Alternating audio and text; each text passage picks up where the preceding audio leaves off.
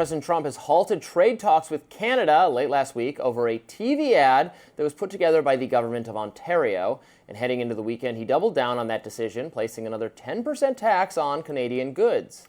What was in the ad that so angered the president? Well, Ronald Reagan. It used audio from April 1987, a radio address the late former president made railing against tariffs and warning of their effects. Let's take a listen. High tariffs inevitably lead to retaliation by foreign countries and the triggering of fierce trade wars. Then the worst happens. Markets shrink and collapse, businesses and industries shut down, and millions of people lose their jobs. Throughout the world, there's a growing realization that the way to prosperity for all nations is rejecting protectionist legislation and promoting fair and free competition. Now, after that ad began airing last week, Trump took to Truth Social Friday, writing, quote, "Canada was caught red-handed putting up a fraudulent advertisement on Ronald Reagan's speech on tariffs. The sole purpose of this fraud was Canada's hope that the United States Supreme Court will come to their rescue on tariffs that they have used for years to hurt the United States."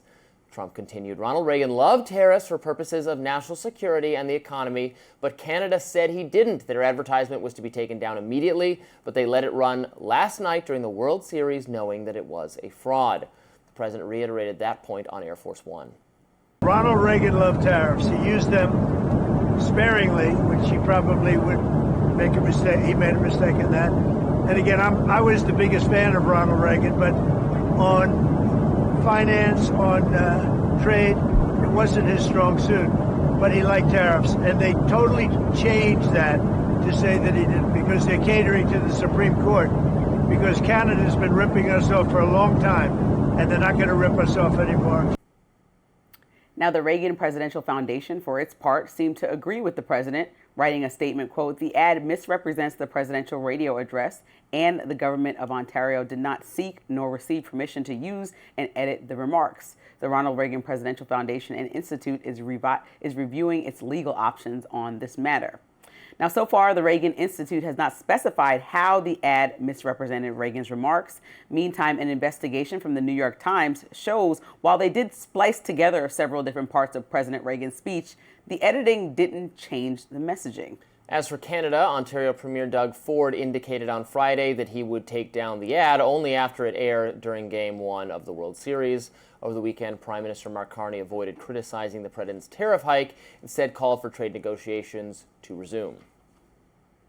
My colleagues have been working with their American colleagues on detailed, constructive negotiations, discussions on specific transactions, specific sectors, steel, aluminum, and energy. And a lot of progress has been made. And we stand ready to pick up on that progress and build on that progress when the Americans are ready to have those discussions, because it will be for the benefit of workers in the United States, workers in Canada, and families in both of our countries. This is dramatic. We went from trying to tell them to be the 51st state to now treating them like they're our worst enemy.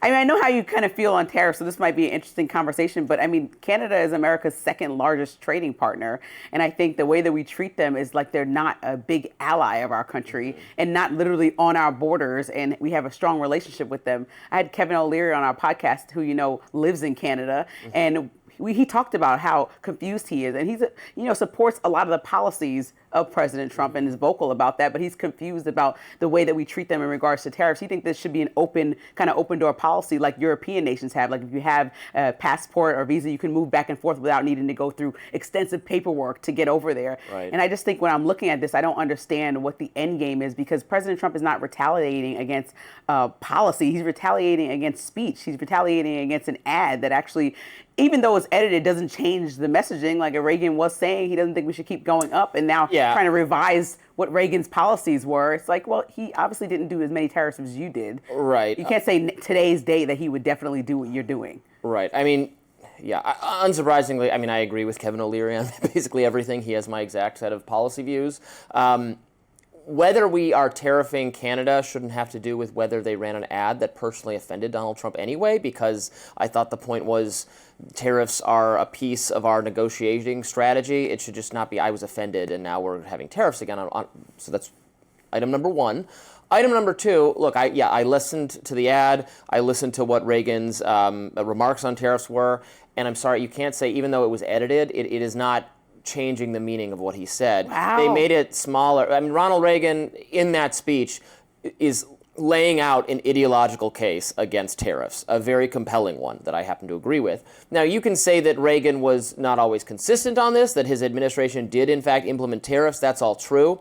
But you can't argue that in that speech he was doing anything other than inveighing against them ideologically. So to run an ad, shortening it, but at nowhere in his remarks did he say, but tariffs are really good, despite all these bad things I'm saying about it. He says they're bad for X, Y, Z reasons. He says they might seem okay in the short term, but the longer it goes on, the more pain it creates. It creates higher prices. It creates joblessness. It creates other countries retaliate. He's making an ideological case against it, which shouldn't be surprising because Ronald Reagan is a crusading pro-free market, pro-free trade intellectual conservative. That is his philosophy. Libertarian economics, libertarian on trade. So being against tariffs is fully in keeping with that. It's not surprising that he has that view. That was his view. Stepping away from tradition, it would be President Trump here with the amount. And Trump says he doesn't agree with. Trump basically says he just doesn't agree with.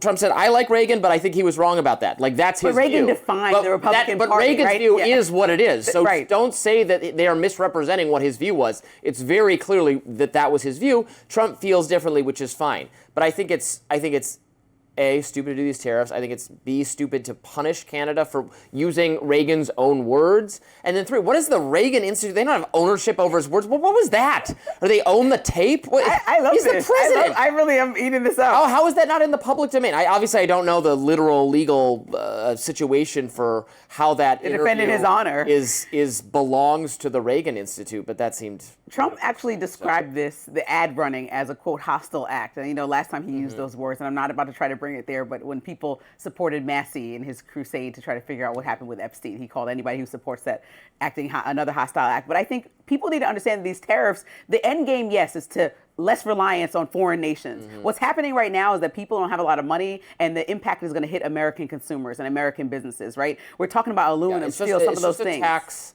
on our own goods and services. It's just higher prices for people. That's all it is. Lumber, everything. It's like raising taxes. That's exactly what it is. So if you don't support raising taxes in general, as I don't know why you would support, again, 10% more is just going to be passed on to you and I, the American. And I think it's different to do something like this to China than to do it to Canada. I think it's much different. Our relationship is much different with. Well, we don't want to do it.